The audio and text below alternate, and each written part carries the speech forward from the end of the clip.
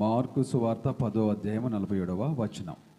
ఈయన నజరేయుడైన యేసు అని వాడు విని, దావీదు కుమారుడా యేసు, నన్ను కరుణింపమని కేకలు వేయి మొదలుపెట్టెను. ఊరుకుండమని అనేకులు వారిని గద్దించరు, కానీ వాడు దావీదు కుమారుడా నన్ను కరుణింపమని మరీ ఎక్కువగా కేకలు వేశాను. అప్పుడు వాడు విని, దావీదు కుమారుడా యేసు, నన్ను కరుణింపుమని కేకలు వేయ మొదలుపెట్టెను. అది మనం తీసుకోవాల్సింది. ఒక భిక్షాటన చేసేటటువంటి ఒక గుడ్డివాడు ఎరుకో అనే పట్టణములో భిక్షాటన చేస్తూ ఉన్నాడు. అంటే అడుక్కుంటూ ఉన్నాడు. అడుక్కుంటూ ఉన్న సమయంలో తనకు కళ్ళు కనిపించవు. ఆ సమయంలో యేసుక్రీస్తు ప్రభువు అదే దారి గుండా విస్తారమైన ప్రజలతో వెళ్తూ ఉన్నాడు. విస్తారమైన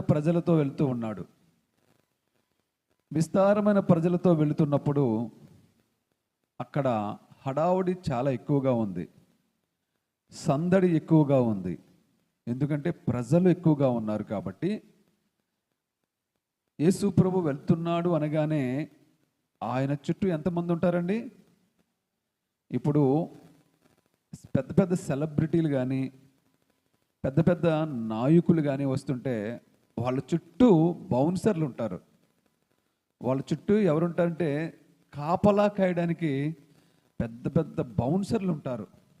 అలాగే పోలీసు యంత్రాంగం ఉంటుంది, గన్మెన్లు పహారా ఉంటుంది, వాళ్ళే ఒక 100 మంది ఉంటారు. ఆ తర్వాత చుట్టూ జన సందోహం. యేసు ప్రభు వెళ్తుంటే ఆయన చుట్టూ 12 మంది శిష్యులు ఉంటారు.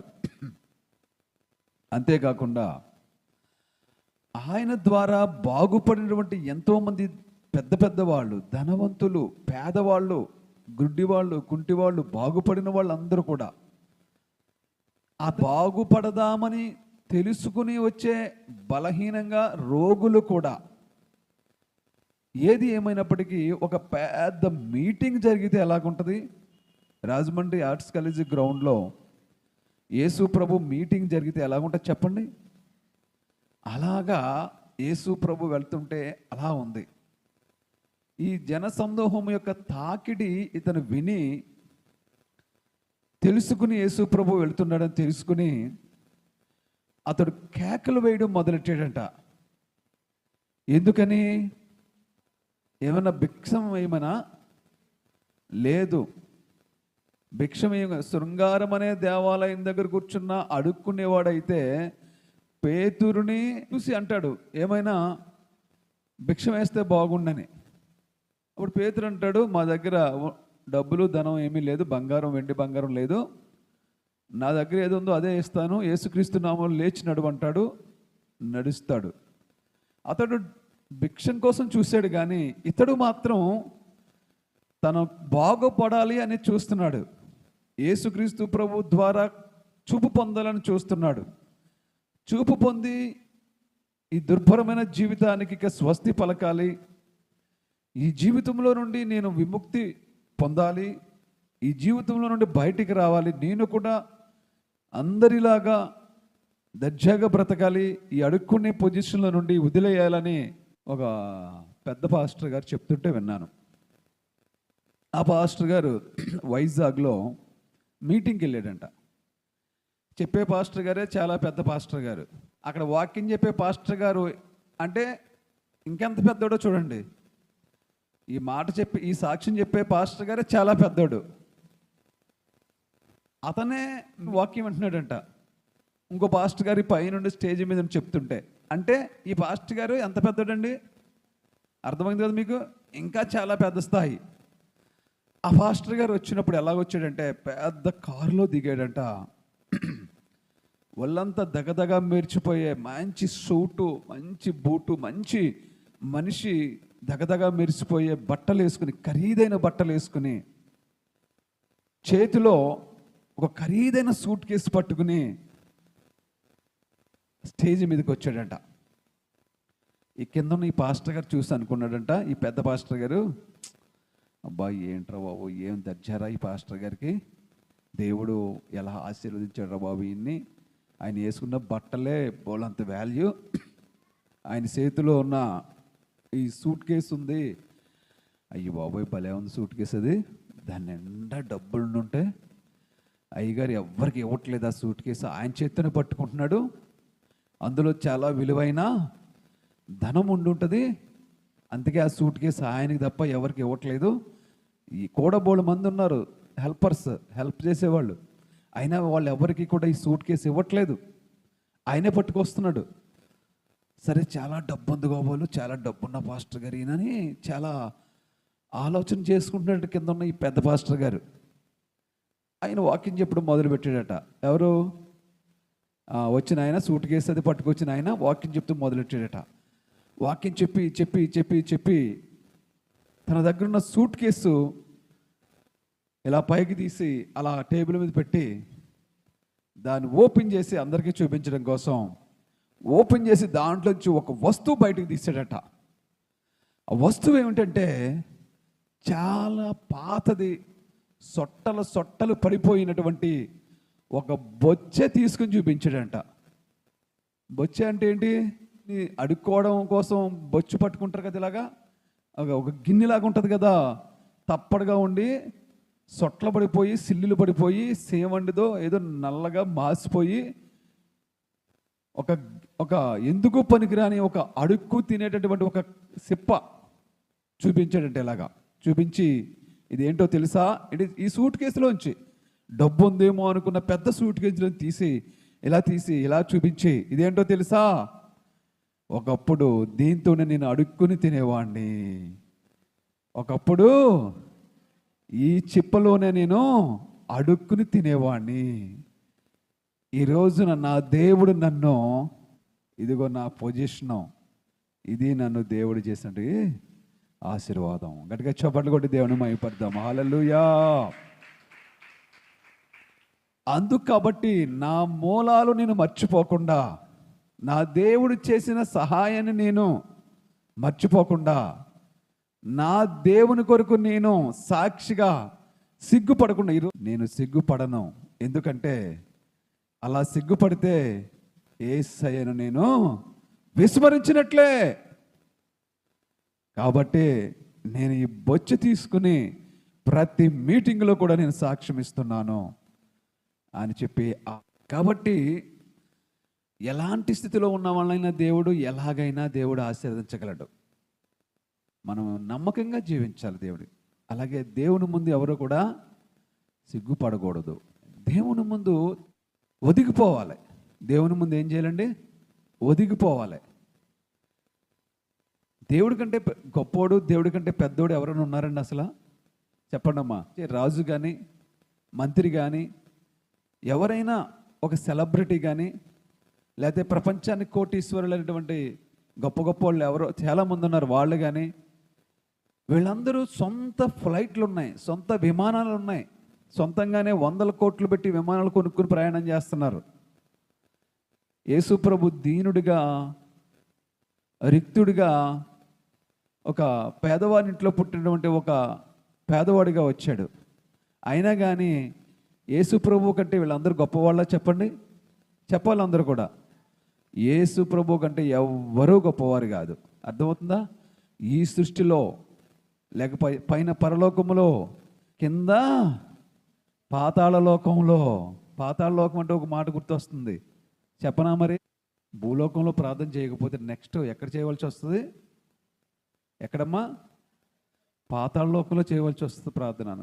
నువ్వు భూలోకంలో ఉన్నప్పుడు ప్రార్థన చేయకపోతే నువ్వు పరలోకం ఎలాగ వెళ్తావు? పరలోకం వెళ్ళవు కదా, వెళ్ళేది పాతాళానికే, అంటే నరకానికి. పాతాళం అంటే అగ్నిగుండం, నరకం. నరకానికే మరి నువ్వు వెళ్ళేది, అక్కడే చేయాలి నువ్వు ప్రార్థన. అక్కడ ప్రార్థన చేయరనుకుంటున్నారా? ఎక్కడా? పాతాళంలో ప్రార్థన చేస్తారు. ఉదాహరణ చెప్పనా? ఉదాహరణకి ధనవంతుడు, లాజరు ఇద్దరు ఉన్నారు. లాజర్ ఏమో ధనవంతుడి ఇంటి ముందు అడుక్కు తినేవాడు. అతను మొక్కలైతే తిని పాడేసిన మొక్కలను తిని బ్రతికేవాడు.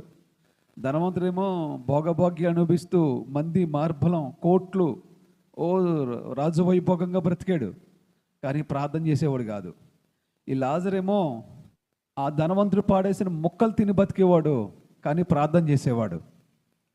ధనవంతుడు ప్రార్థన చేసేవాడు కాదు, లాజరు ఆ ధనవంతుడు మిగిలితే పాడేసిన అన్నం తినేవాడు, లాజరు ప్రార్థన చేసేవాడు. ఇద్దరూ చనిపోయారు. లాజరేమో అడుక్కు తినేవాడేమో పరలోకానికి వెళ్ళిపోయాడు, ఇక్కడ ధనవంతుడేమో నరకానికి వెళ్ళిపోయాడు. నరకానికి వెళ్ళిపోయిన తర్వాత ఈయన అగ్నిగుండంలో పాడేసిన తర్వాత ఒక్కసారి పైకి తిరిగి చూశాడు. ఇలా పైకి తలెత్తి చూస్తే ఈ ధనవంతుడి ఇంటి ముందు అడుక్కునేవాడు ఉన్నవాడు చూసావా లాజరు, వాడేమో బంగారు వీధుల్లో మంచి వస్త్రాలు కట్టుకుని రాజులకు దగదగ మెరిచిపోతూ హ్యాపీగా అబ్రహాము రొమ్మును ఆనుకుని కూర్చున్నాడు. ఒక్కసారి స్టన్ అయిపోయాడు ఈ ధనవంతుడు. ఒరే, ఆడు నా ఇంటి ముందు కూర్చుని అడుక్కునేవాడు కదా, నేను తినగా మిగిలేసిన అన్నం పాడేస్తే అలాగే వచ్చి ఆకులు నెలుక్కుని తినేవాడు వీడు. నేను తినగా పాడేసిన అన్నాన్ని, బయట పాడేసిన అన్నాన్ని తినేవాడు వీడు. ఈడేంట్రా బాబు పైన దగదగ మెరిచిపోతున్నాడు, నేనేంటి ఇక్కడికి మంటల్లో కాలిపోతున్నాను అని అప్పుడు ప్రార్థన చేయడం మొదలెట్టాడు. ఏమని? కేకలేస్తున్నాడు, ప్రభువా నన్ను, నా పరిస్థితి ఎలాగుందంటే కొంచెం ఒక చుక్క నోట్లో నాకు ఒక మంచినీళ్ళ చుక్క వేయించు అతని చేత కొంచెం అని ప్రభువుకు ప్రార్థన చేస్తున్నాడు. ఎలా ప్రార్థన చేస్తున్నాడు? కేకలేసి ప్రార్థన చేస్తున్నాడు, కేకలేసి ప్రార్థన చేస్తున్నాడు. అంతేకాకుండా అతనికి ఆత్మల భారం కూడా పట్టేసుకుంది. అప్పుడు ఆత్మల భారం కూడా పట్టేసుకుంది. ఏంటి ఆత్మల భారం అంటే, ప్రభువా నా కింద 4-5 తమ్ముళ్ళు ఉన్నారు కింద భూలోకంలో, వాళ్ళ ఆత్మలు నాకు మళ్ళీ నరకానికి వచ్చేస్తాయి. ప్రభువా దయచేసి ఒక్కసారి నన్ను అక్కడికి పంపించు, నేను సాక్ష్యం చెప్పి వచ్చేస్తాను, మళ్ళీ ఇక్కడికే వచ్చేస్తాను సాక్ష్యం. అవు పుడి కదా ఇది, పంపించడు దేవుడు. ప్రార్థన చేస్తున్నాడు పాపం, క్యాకిలేసి మరీ చేస్తున్నాడు పాతాళంలో. ప్రభు ఆలకిస్తున్నాడా? చెప్పాలమ్మా, ఆలకించడా? అదే ప్రార్థన ఎక్కడుండి చేస్తే ఆలకిద్దుడు? భూలోకంలో ఉండి చేస్తే ఆలకిస్తాడు. భూలోకంలో ఉండి చేస్తే ఆలకిస్తాడు. పాతాళ లోకంలో ప్రార్థన చేసిన ప్రయోజనం లేదు. నీ పని అంతేరా బాబు, నువ్వు ఇప్పుడు ప్రార్థన చేసినా కానీ ప్రయోజనం లేదు, నువ్వు అలా కాలుతూ ఉండవలసిందే అగ్నిగుండంలో. నువ్వు అంతే. ఇంకా నీ తమ్ముళ్ళకి నీ అన్నలకే చెప్పేవాడు నా పాస్టర్లు చాలామంది ఉన్నారు భూలోకంలో, నా బిడ్డలు నా భక్తులు పాస్టర్లు ప్రవక్తలను, వాళ్ళు చెప్తారు వాక్యం, వాళ్ళు వింటే వాళ్ళు కూడా పరలోకానికి వస్తారు, లేకపోతే నీకు మళ్ళీ అక్కడికే వస్తారు అని చెప్పి దేవుడు ఆడి ప్రార్థన త్రోసివేసేసాడు. ఇప్పుడు చెప్పండి, భూలోకంలో ప్రార్థన చేయకపోతే ఎక్కడ చేయవలసి వస్తుంది ప్రార్థన? చేయలేకుండా ఉండలేరు, ఎందుకంటే కాలిపోతూ ఉంటుంది అక్కడ. అమ్మ బాబు నాయన కేకలు వేస్తామే, అక్కడ చేయకుండా ఉండలేరు. చెయ్యకపోదామన్నా చేయకుండా ఉండలేరు. అమ్మా చెయ్యకపోదామన్నా చేయకుండా ఉండలేరు. అందు కాబట్టి అందరూ కూడా ఏం చేయాలండి? ఎన్ని పనులున్నా కానీ ఏం చేయాలి? ప్రార్థన మందిరము మానకూడదు. మిగతా పనులన్నీ తర్వాత, దేవుడికి మాత్రము రోజు ప్రార్థన సమయం ఇచ్చేయాలి.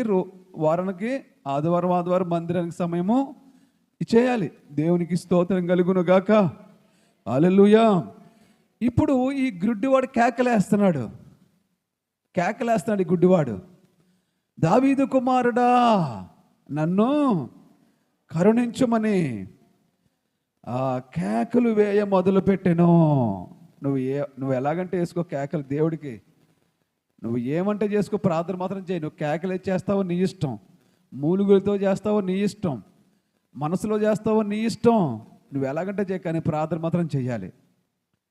కేకలు వేసేస్తుంటే ఇంతమంది జన సందోహంలో అతనికి అపాయింట్మెంట్ లేదు, వెళ్ళట్లేదు అతన్ని. ఆ చుట్టూ ఉన్న వాళ్ళు ఏం చేస్తున్నారంటే కొంతమంది ఎలకు ఆపేస్తున్నారు అతన్ని, గెంటేస్తుంటే ఇతను ఏం చేస్తున్నాడంటే మనిషిని అయితే దగ్గరికి వెళ్ళినవారు కాదని ఏం చేస్తున్నాడు, ఇతను అరిచేస్తున్నాడు, దావీదు కుమారుడు నన్ను కరుణించు, దావీదు కుమారుడు నన్ను కరుణించు.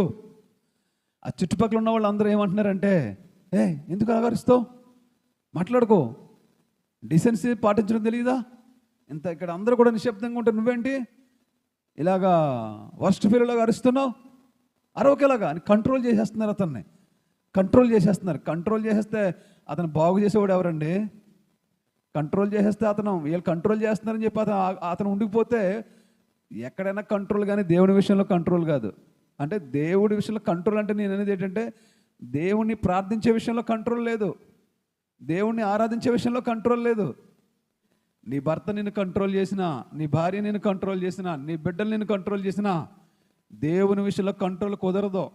ఈ గుడ్డి భిక్షవాడు అలాగే కంట్రోల్ చేసేసారు. అతను చుట్టూ ఉన్నవాళ్ళు కంట్రోల్ చేసేసారు. కంట్రోల్ చేసినా సరే అతడు కేకలు వేయడం మొదలెట్టాడంట. ప్రభువా నన్ను కరుణించు, ప్రభువా నన్ను కరుణించు, ప్రభువా నన్ను కరుణించు అని కేకలు వేయడం మొదలు పెడితే అప్పుడు యేసు ప్రభు విన్నాడంట. విని వెంటనే ఎవరైతే కంట్రోల్ చేస్తున్నారో వాడిని పిలిచి అతన్ని జాగ్రత్తగా నా దగ్గరికి తీసుకురండి అన్నాడు. దేవునికి స్తోత్రం కలుగును గాక.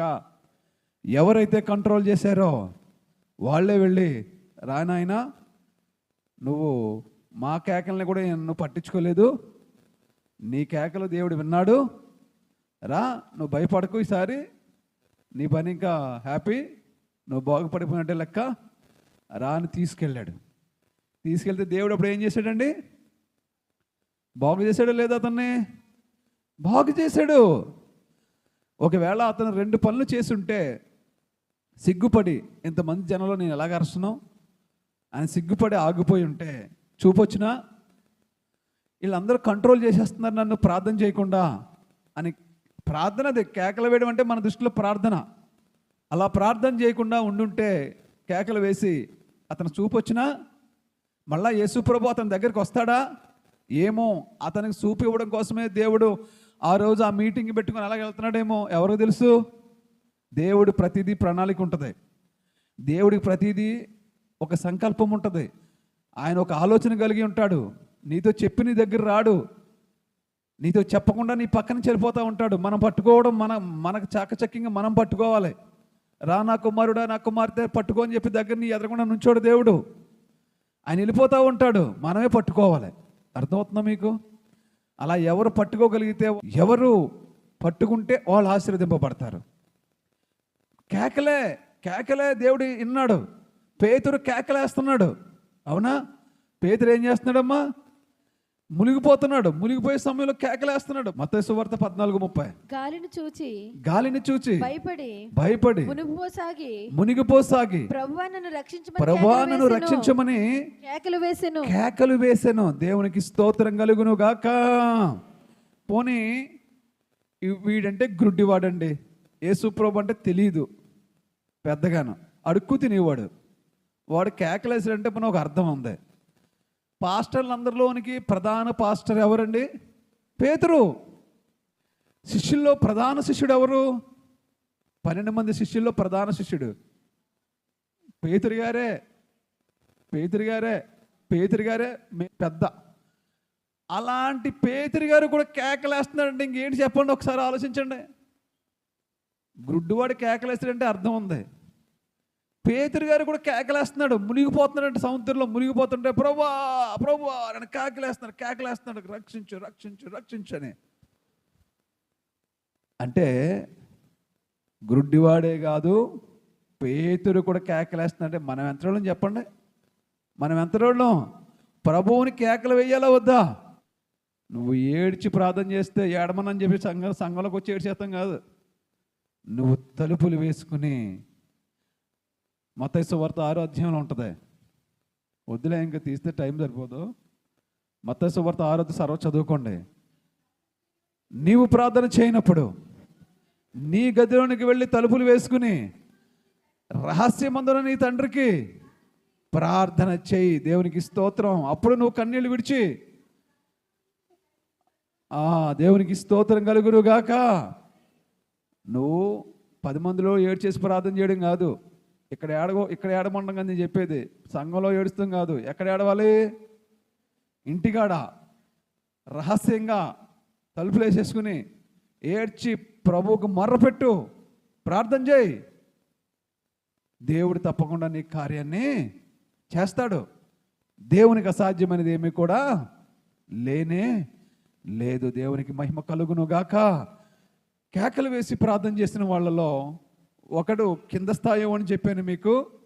ఒక అతన్ని పెద్ద స్థాయి అని చెప్పాను. ఇప్పుడు ఉదాహరణకు మీకు రెండు చెప్తే సరిపోద్ది అనుకుంటాను. చాలా ఇంకా ఏమైనా చెప్పాలా? అన్నం ఉడికిందో లేదో చూడాలంటే ఒక మెతుకు చూసి చెప్పేయచ్చు. కర్రీలో ఉప్పు సరిపోయిందో లేదో చూడాలంటే కొంచెం దాన్ని రుచి చూసి చెప్పేయచ్చు. కేకలు వేయడాలని చెప్పడానికి ఒక గుడ్డివాడిని, ఒక పెద్ద పేతురు గారిని చెప్పడం జరిగింది. ఆ రెండింటిని బట్టి మీరు కూడా జాగ్రత్తగా దేవుని ఎడల మీరు అప్రమత్తంగా ఉండి ప్రార్థించాలి. తర్వాత ఇంకొక మాట చెప్పి నేను ముగిస్తాను. ఆదికాండము 14వ అధ్యాయము 17వ వచనం 3వ అంశంగా, అతడు కదొర్లాయోమెరును అతనితో కూడానున్న రాజులను ఓడించి తిరిగి వచ్చినప్పుడు సొదొమ రాజు అతనిని ఎదుర్కొనుటకు రాజులోయ అనే షావే లోయ మట్టుకు బయలుదేరి వచ్చెను. మరియు షాలేము రాజైన మెల్కీసెదెకు రొట్టెలను ద్రాక్షరసమును తీసుకుని వచ్చెను. అతడు సర్వోన్నతుడకు దేవునికి యాజకుడు. అప్పుడు అతడు అబ్రామును ఆశీర్వదించి, ఆకాశమునకు భూమికిని సృష్టికర్తయును సర్వోన్నతుడునైన దేవుని వలన అబ్రాము ఆశీర్వదింపబడును గాక అనియు, నీ శత్రువులను నీ చేతికి అప్పగించిన సర్వోన్నతుడకు దేవుడు స్తుతింపబడును గాక అనియు చెప్పెను. అప్పుడు అతడు అన్నిటిలో ఇతనికి 10వ వంతు ఇచ్చెను. సొదొమరాజు మనుషులను నాకు ఇచ్చి ఆస్తిని నీవే తీసుకొనమని అబ్రాముతో చెప్పగా, అబ్రాము, నేనే అబ్రామును ధనవంతునిగా చేసితినని నీవు చెప్పకుండానట్లు ఒక నూలు పోగైనను చెప్పుల వారైనను నీ వాటిలో ఏదైనాను తీసుకొనని ఆకాశమునకు భూమికి సృష్టికర్తయును సర్వోన్నతుడు దేవుడినైనా యెహోవా ఎదుట నా చెయ్యి ఎత్తి ప్రమాణం చేసి ఉన్నాను. చాలమ్మా, దేవునికి మహిమ కలుగునుగాక. ఇది ఏంటంటే, అబ్రహాము కూడా లోతు వెళ్ళాడు. వెళ్ళిన తర్వాత అబ్రహాము చాలా ఆశీర్వదింపబడ్డాడు. సుమారుగా 318 మంది తన ఇంట పనివారు కలిగినటువంటి సామర్థ్యం కలిగినటువంటి అపర కోటీశ్వరుడిగా అబ్రహాము ఆశీర్వదింపబడ్డాడు. అదే విధిగా అబ్రహాం చేసిన ప్రార్థన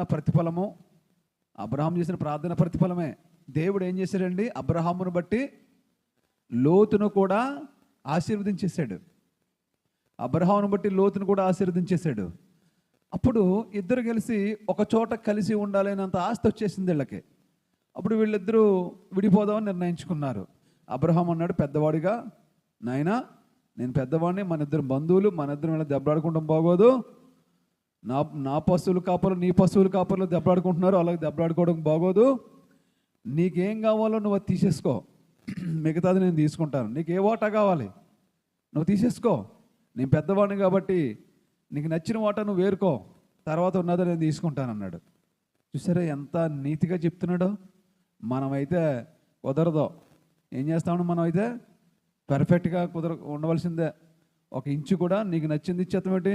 సమానంగా మనం ఇద్దరం కలిసి సమానంగానే చూసుకోవాలి. నాకు ఎక్కువ అంటే నాకు ఎక్కువ అనుకుంటాం మనం, అవునా కదా? అబ్రహాం అలా చేయలేదు. నేను పెద్దవాడిని కాబట్టి నీకు నచ్చింది వేరేసుకో, మిగతాది నేను తీసుకుంటా అన్నాడు. అప్పుడు ఏం చేశాడంటే, ఈ లోతు చూసినప్పుడు కన్నులెత్తి చూడగా సొదొమ ఏరియా అంతా కూడా ఎలాగుందంటే పచ్చని తోటలాగా, మంచి సుందరంగా, అందంగా, ఉద్యానవనంలాగా ఉంది.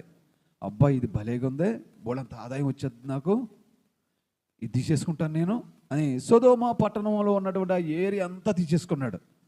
ఆ వాట ఏరుకుని వెళ్ళిపోయాడు అక్కడికి. అప్పుడు మిగతాది ఏదైతే ఉందో అది అబ్రహాం తీసుకుని ఉండిపోయాడు అక్కడ. వాళ్ళిద్దరికి గొడవ సెటిల్ అయిపోయింది. ఇంకా ఇద్దరు కలిసి హ్యాపీ. ఇప్పుడు అక్కడికి ఎందుకు వెళ్ళాడంటే, లోతు బాగుందనే కదా వెళ్ళాడు. అయితే ఆ దేశాన్ని పరిపాలిస్తున్న రాజు అండ చూసుకున్నాడో లోతు, లేకపోతే అక్కడ ఉన్నటువంటి అధికారులు అండ చూసుకున్నాడో, ఏం చూసుకున్నాడో నాకు తెలియదు. కానీ అబ్రహాం అండ వదిలేసి వెళ్ళిపోయాడు అక్కడికి. వెళ్ళిపోయిన తర్వాత ఆ దేశంలో సొదొమ రాజునే కాకుండా, రాజు భార్యని, రాజు పిల్లల్ని కాకుండా, ఈ లోతు భార్యని, లోతు పిల్లల్ని కూడా అందులో వాడేసుకుని బానిసగా తీసిపోతుంటే ఆ విషయం ఎవరికి తెలిసింది? అబ్రహాముకి తెలిసింది. అదే రథంలో సొదొమ రాజు ఉన్నాడు, రాజు భార్య రాజు పిల్లలు ఉన్నారు, వాళ్ళని తీసుకుపోయినా అబ్రహాం పట్టించుకోడు. కానీ అదే రథంలో లోతు ఉన్నాడు, లోతు పిల్లలు ఉన్నారు, లోతు భార్య ఉన్నది. ఈ విషయము అబ్రహాము తెలిసి వెంటనే పైకి లేచి నా తమ్ముడు కుమారుని తీసుకుపోతాడా, నా సహోదరుని తీసుకెళ్ళిపోతాడా, వాడెంతటోడు అనుకుని గబగబా 318 మంది సైనికుల్ని, తనకున్న ఇంట్లో ఉన్న పని వాళ్ళని ఎంటబెట్టుకుని ఆ దేశము ఎవరైతే తీసిపోతున్నారో వీళ్ళందరినీ పట్టుకుని వాళ్ళని తరిమి యుద్ధం చేసి వాళ్ళని ఓడించి ఆ సొత్తంతా ఏదైతే దొంగిలించి పట్టుకుపోతున్నాడో ఆ సొత్తంతా తీసుకుని, ఆ దొంగిలించిందంతా తీసుకుని ఈ లోతు భార్య లోతు పిల్లల్ని విడిపించి అదే స్పాట్లో సొదొమ రాజుని, సొదొమ రాణిని, యువరాజుల్ని, వాళ్ళు ఎవరుంటే వాళ్ళని కూడా విడిపించేసి అదే చేత్తో, ఎందుకంటే ఆ రాజు విడిపించేస్తే ఎవరైతే తీసుకుపోతున్నారో వాడిని ఓడించినప్పుడు వీళ్ళందరూ కూడా విడుదల వచ్చేసింది కదా. ఏదైతే దోసుకున్నాడో అదంతా పట్టుకుని మొత్తం బంగారం, వజ్రాలు, వైడూర్యాలు, వెండి అన్నీ పట్టుకుని వెనక్కి తిరిగి వచ్చాడు ఆ రాజుని తీసుకుని. ఇప్పుడు చెప్పండి, సొదొమ ఇప్పుడు ఎవరి వశంలో ఉన్నట్టు? అందరూ చెప్పాలి. సొదొమ పట్టణం ఇప్పుడు ఎవరి వశంలో ఉన్నట్లు? అబ్రహాము వశంలో ఉన్నట్లు. ఎందుకంటే ఓడించినోడిదే కదా రాజ్యం, అవునా కదా? ఎవడో ఓడించి తీసుకుపోతున్నాడు, ఇప్పుడు వాడిని ఓడించాడు అబ్రహాము, ఓడించి వీళ్ళందరినీ విడిపించాడు. ఇప్పుడు సొదొమ పట్టణం నాది, ఈ రాజ్యం నాది అనడానికి అబ్రహాము, సొదొమ రాజు ఏమైనా చేయగలడా? ఏమీ చేయలేడు. కానీ అబ్రహాం ఏమన్నాడు తెలుసా? ఇవన్నీ నువ్వు తీసుకుపో. అబ్రహామా, నీకేం కావాలో చెప్పు, నన్ను కాపాడావు, ఇదిగో ఈ బంగారం, ఇదిగో ఈ వెండి, ఇదిగో ఈ వజ్రాలు. అతను కావాలంటే మంత్రి పదవి కావాలా, లేకపోతే ఇంకొక కొత్త రాజ్యం కావాలా నీకు అన్న ఇతను కావాలంటే ఇవ్వాల్సింది అతను, అవునా కదా? కానీ అబ్రహాం ఏమన్నాడంటే, ఒక్క నూలు పోగు కూడా నేను నీ దాంట్లో ఒక్క నూలు పోగు కూడా తీసుకోను. రేపొద్దున నువ్వు నన్ను ధనవంతుడిగా చేస్తానంటావు, నువ్వు నా దేవుడికి అవమానం. నా దేవుడు నన్ను ధనవంతుడిగా చేస్తాడు తప్ప నీది ఒక్క నూలు పోకుండా కొద్ది నువ్వు మొత్తం నువ్వే పట్టిపోన్నాడు. అంతే, మొత్తం నువ్వే పట్టిపోన్నాడు. మరి ఎవరి కోసం యుద్ధం చేసాడు ఇదంతాను? ధనం కోసం కాదు, రాజ్యం కోసం కాదు, అధికారం కోసం కాదు. ఎవరి కోసం యుద్ధం చేశాడు అబ్రహాము? ఒక్క మనిషి కోసం యుద్ధం చేశాడు. నశించిపోతున్న ఒక్క ఆత్మ కోసం ఏం చేశాడండి? యుద్ధం చేశాడు. ప్రాణాలకి తెగించి తన దగ్గర ఉన్న 318 మందిని తీసుకుని వెళ్ళి ఒక్క మనిషిని కాపాడుకుని వచ్చాడు వెనక్కి. ఈరోజు నువ్వు కాపాడుతున్నావా మనుషుల్ని? మందిరానికి మానేసిన వాళ్ళ కోసం నువ్వేమన్నా ప్రయాసపడుతున్నావా? మందిరానికి రాకుండా గాలి తిరిగే వాళ్ళ కోసం నువ్వేమన్నా ప్రయాసపడుతున్నావా? ఒక్క వ్యక్తినైనా నువ్వు బలపరుస్తున్నావా? ఒక్క వ్యక్తి కోసం అబ్రహాము యుద్ధం చేశాడు. తీసుకోవలసిన అధికారం ఉన్న రాజ్యాన్ని తీసుకోలేదు, డబ్బు తీసుకోలేదు, ధనం తీసుకోలేదు. నాకు ఈ ఒక్క మనిషి కావాలి, నాకు చాలు, వదిలే, నన్ను బట్టి పోన్నాడు. అంతే. ఆ ఒక్క మనిషిని తీసుకొచ్చేసాడు మళ్ళీ వెనక్కి, లోతుని తీసుకొచ్చేసాడు వెనక్కి. ఈరోజు నువ్వు కూడా దేవుని కోసం నువ్వు ఏం చేస్తున్నావు? దేవుని కోసం నువ్వు ఎలా ప్రయాసపడుతున్నావు? దేవుని కోసం నువ్వు ఎలా పాటుపడుతున్నావు? ఒక ఆత్మలు రక్షించడానికి ప్రయాసపడుతున్నావా?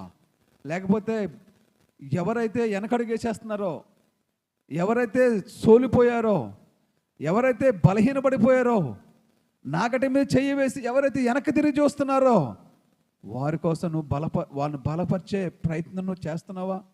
వాళ్ళ కోసం నువ్వు ప్రయాసపడుతున్నావా? వాళ్ళ కోసం నువ్వు పోరాటం చేస్తున్నావా? వాళ్ళ కోసం నువ్వు ప్రార్థన యుద్ధం చేస్తున్నావా? నీకు లేదా బాధ్యత? అబ్రహాముకున్న బాధ్యత నీకు లేదా? అబ్రహాము లోతును రక్షించుకున్నాడు. నువ్వు కూడా దేవుడు బిడ్డలు రక్షించుకోవాలి.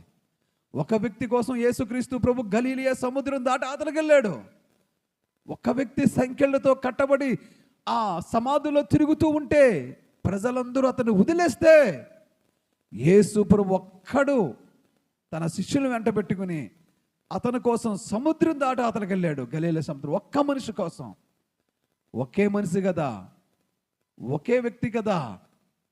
వాడేం చేస్తాడులే, చాలా బలహీనుడు, ఆడు వస్తే అంత రాకపోతే అంత మన చర్చికి, అలాగా ఇలాగా, వాళ్ళు ఏమన్నా మనకంటే గొప్పోళ్ళ, వాళ్ళు చాలా నీచమైన వాళ్ళు, లేకపోతే వాళ్ళు చాలా బలహీనులు, వాళ్ళంతా అని ఎవరైనా నిర్లక్ష్యంగానే చేస్తున్నారా? ఎంత మాత్రం అలా నిర్లక్ష్యం చేయకూడదు. వాళ్ళు పేదవాళ్ళు అవనివ్వండి, ధనవంతులు అవనివ్వండి, వాళ్ళు నీచులు అవనివ్వండి, దుర్మార్గులు అవనివ్వండి. ఒక మాట చెప్తాను, అడుక్కుండు ఓడిదైనా ఓటు విలువ అంతే, ధనవంతుడిదైన ఓటు విలువ అంతే. ఇద్దరిది ఒకే విలువ. కాదంటారు ఎవరైనా? చెప్పండి. నువ్వు ఓటేస్తాకెళ్ళావు, ఓటేసి వచ్చేసావు, నీ వెనకాల అడుక్కు తినేవాడు వచ్చాడు, వాడు ఓటేసాడు, నీ ఓటు చెల్లదు, ఎవరైనా సరిపోతారు అంటాకే? ఆ అడుక్కు తినేవాడు వేసిన ఓటు వల్ల కూడా గెలిచే అవకాశాలు ఉంటాయి. అవునా కాదా? సంఘంలో కూడా అంతే. వాళ్ళు బలహీనులు అవనివ్వండి, వాళ్ళు లేని వాళ్ళు అవనివ్వండి, వాళ్ళు అందంగా లేని వాళ్ళు అవనివ్వండి, వాళ్ళకి ఉందాతనంగా లేకపోనివ్వండి, గొప్పవాళ్ళు కాకపోయినా, మన కులం కాకపోనివ్వండి, ఎప్పుడు కూడా మనము వాళ్ళని నిర్లక్ష్య చూపు మనం ఏనాడు కూడా చూడకూడదు. వాళ్ళు కోసం మనం ఏం చేయాలి? అబ్రాహాము వలె మనం ఏం చేయాలి? పోరాటం చేయాలి. లోతు ఏం చేశాడు? అబ్రహామును కాదనుకుని వెళ్ళిపోయాడు. భలే జరిగింది. అలాగే జరగాలి అనుకున్నాడా?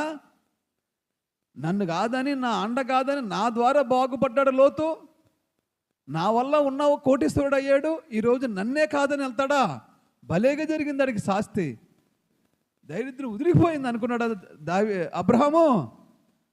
లేవండ్రా, నా రక్త సంబంధికుడినే, నా సహోదరునే ముట్టుకుంటాక వాడెవడు అని ఇతని ఇంటి దగ్గర ఉన్న 318 మంది పనులను తీసుకుని యుద్ధానికి వెళ్ళాడు. ఆ రాజు మీదకి ఓడించాడు. తన సహోదరుని లోతుని విడిపించుకొని వచ్చాడు. ఈ రోజున నువ్వైనా నేనైనా సంఘం కోసం, సంఘ బిడ్డల కోసం అలాగే ప్రయాసపడాలి, అలాగే పాటుపడాలి. నశించిపోతున్న ఆత్మలను వెతికి రక్షించాలి. మనం కూడా యేసయ్య విడిచిపెట్టిన పని అదే. ఆయన అంతకే వచ్చాడు, అది పూర్తి చేసుకుని వెళ్ళాడు, మళ్ళీ రాబోతున్నాడు. ఈలోగా మనం చేయాలా పని. మానేసిన బిడ్డల కోసం పాటుపడండి, ప్రయాసపడండి, ప్రార్థించండి. దేవుడు తప్పకుండా మీ జీవితాల్లో ఆశీర్వాదాలు నింపుతాడు, అభివృద్ధి నింపుతాడు. దేవుడి కోసం పాటుపడండి, సంఘం కోసం పాటుపడండి, సంఘం అభివృద్ధి కోసం ప్రయాసపడండి, పోరాటండి, యుద్ధం చేయండి. దేవుడి కోసం అరిగిపోయినా పర్వాలేదు, దేవుడి కోసం కరిగిపోయినా పర్వాలేదు. దేవుడు కొత్త ఆరోగ్యాన్ని, కొత్త అవయవాల్ని, కొత్త ఎముకల్ని, కొత్త కండని, కొత్త కీళ్ళని దేవుడు ఇచ్చేస్తాడు. హల్లెలూయా. ఆయనకు అసాధ్యమో చెప్పండి? ఆయనకి ఏమీ అసాధ్యం లేదు. ఆయన ఏమైనా చేసేయగలడు. దేవుడి ఈ మాటలను దీవించి ఆశీర్వదించునుగాక. ఆమేన్. ప్రార్థన చేసుకుందాం.